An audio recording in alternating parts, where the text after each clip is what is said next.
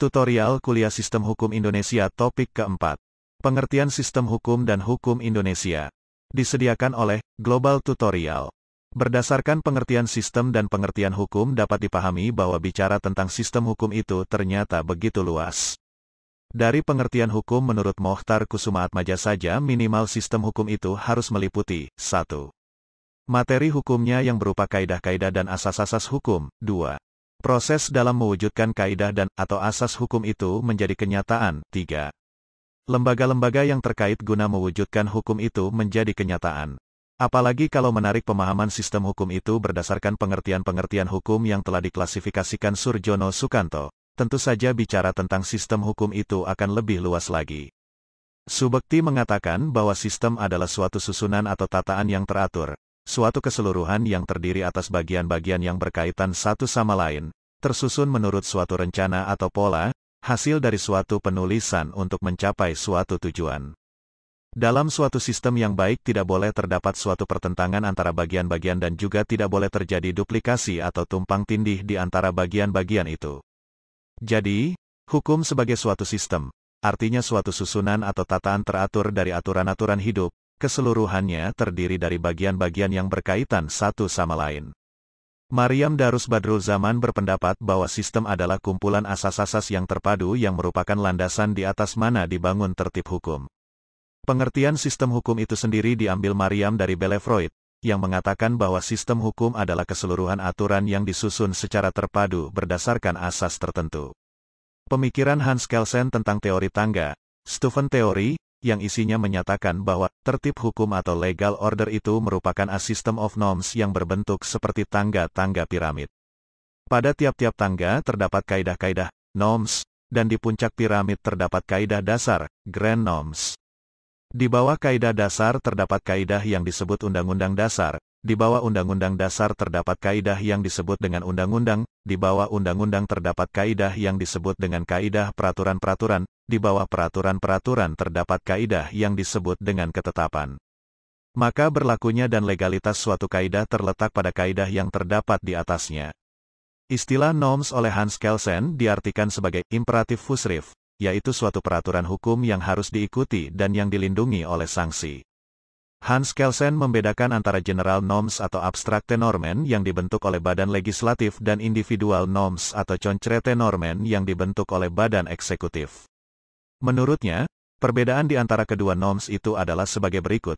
General norms adalah kaidah-kaidah yang berlaku umum, mengikat umum seperti kaidah dasar, undang-undang dasar, undang-undang dan peraturan-peraturan. Individual norms adalah kaidah-kaidah yang berlaku khusus, mengikat seseorang tertentu yang diketahui identitasnya. Individual norms merupakan ketetapan-ketetapan, beschikingen, atau keputusan-keputusan yang merupakan vonis, keputusan hakim yang menyelesaikan suatu sengketa atau perkara, dan penetapan hakim, keputusan hakim dalam menyelesaikan suatu permohonan. Jika dilihat dari segi kebiasaan atau tradisi hukum negara-negara di dunia, maka sistem hukum terbagi ke dalam 4 pola, yakni 1. Common Law Tradition, tradisi hukum Anglo-Saxon, yakni sistem hukum yang berlaku di negara Amerika Serikat dan Inggris yang menempatkan jurisprudensi sebagai sendi utama sistem hukumnya. 2. Civil Law Tradition, tradisi hukum kontinental, yaitu sistem hukum yang berlaku di negara-negara Eropa daratan, seperti Belanda dan negara-negara bekas jajahannya yang menempatkan peraturan perundang-undangan sebagai sendi utama sistem hukumnya. 3. Socialist Law Tradition, tradisi hukum sosialis, sistem hukum yang berlaku di negara Cina dan beberapa negara bekas Uni Soviet yang beranggapan bahwa hukum adalah alat, instrumen, kebijakan ekonomi dan sosial. 4. The Muslim Legal Tradition, tradisi hukum menurut ajaran agama Islam, sistem hukum yang berlaku di negara-negara Islam, misalnya Uni Emirat Arab, Mesir, dan lain-lain, di mana sumber utama hukumnya adalah Al-Quran yang diyakini merupakan wahyu dari Allah SWT. Menurut Sri Sumantri, karena pengertian hukum itu menurutnya adalah seperangkat aturan tingkah laku yang dapat tertulis dan tidak tertulis, dan ini semua dibedakan dalam hukum privat dan hukum publik. Maka masing-masing cabang hukum itu dibagi lagi dalam ranting-ranting hukum, seperti hukum administrasi negara, hukum pidana, hukum pertambangan, dan lain-lain yang termasuk dalam hukum publik serta hukum perdata, hukum dagang, hukum perkawinan, hukum waris, dan lain-lain yang termasuk dalam lapangan hukum privat. Aturan hukum membentuk dirinya dalam sistem hukum dan merupakan suatu pohon hukum, the science trees of the law, yang mempunyai akar, batang, cabang, dahan, ranting, tangkai, daun, bunga, buah, dan sebagainya. Sistem hukum dapat dijabarkan dalam beberapa subsistem, seperti hukum perdata, pidana, tata negara, ekonomi, dan lain-lain. Contohnya hukum kontrak, hukum perkreditan, hukum kontrak internasional, dan sebagainya. Hukum Indonesia. Menurut CST Kansil, hukum Indonesia atau hukum positif Indonesia yaitu hukum yang berlaku pada waktu ini di Indonesia merupakan hukum yang paling sulit di dunia karena hukum Indonesia itu campur aduk. Hukum Indonesia berdasarkan asalnya dapat dibagi menjadi 1. Hukum kolonial, 2. Hukum Indonesia asli, 3. Hukum yang terpengaruh oleh agama Islam. Ketiga hal di ataslah yang terutama membuat hukum Indonesia menjadi sulit, selain juga karena adanya pengaruh dari politik hukum yang berlaku di Indonesia. Politik hukum adalah pernyataan kehendak penguasa negara tentang hukum, kebijakan tentang hukum yang akan diberlakukan dan dibawa ke arah mana hukum hendak dikembangkan. Secara umum, keadaan hukum Indonesia itu adalah sebagai berikut. 1. Semua peraturan perundang-undangan Hindia Belanda yang diambil alih pemerintah militer Jepang, ditambah dengan hukum yang dibuat oleh Jepang sendiri, berlaku pada zaman penjajahan Jepang di Indonesia. 2.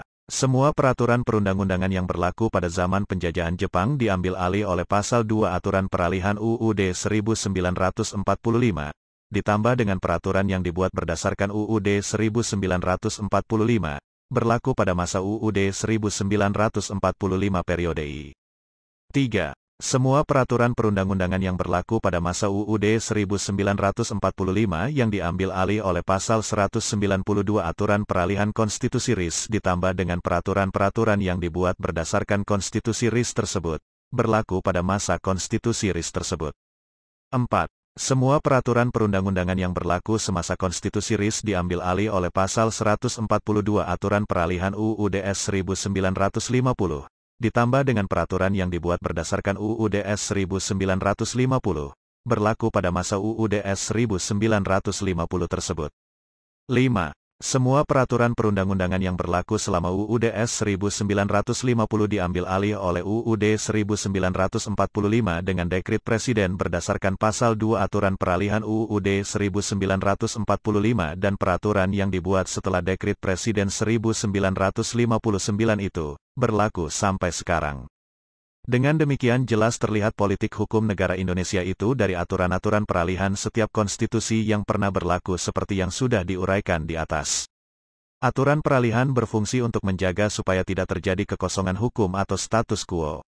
Dengan demikian, semenjak kembali ke UUD 1945 setelah dikeluarkannya dekret Presiden 1959, maka kondisi hukum di Indonesia sangat jamak plural. Hal ini menyiratkan bahwa politik hukum Indonesia sebenarnya ditentukan oleh Pasal 2 Aturan Peralihan UUD 1945 yang isinya, segala badan dan aturan masih berlaku sebelum dibuat berdasarkan undang-undang yang baru. Adapun pada masa Hindia Belanda dahulu, di mana berdasarkan undang-undang dasarnya yang disebut dengan Indische Stadsregeling, IS. Demikianlah materi topik keempat tutorial kuliah Sistem Hukum Indonesia. Channel Global Tutorial dipastikan sangat bermanfaat bagi siapa saja yang ingin menambah wawasan, terutama mahasiswa perguruan tinggi negeri dan swasta di Indonesia. Video tutorial dituturkan dan disubtitelkan agar dapat ditonton, dibaca sambil didengarkan. Jangan khawatir jika belum langsung paham. Untuk pemahaman yang lebih baik, putar dan dengarkan video ini berulang-ulang. Subscribe dan like, agar Anda mendapatkan update tutorial lainnya. Bagikan juga link video ini, agar teman lain juga mendapatkan manfaat channel ini.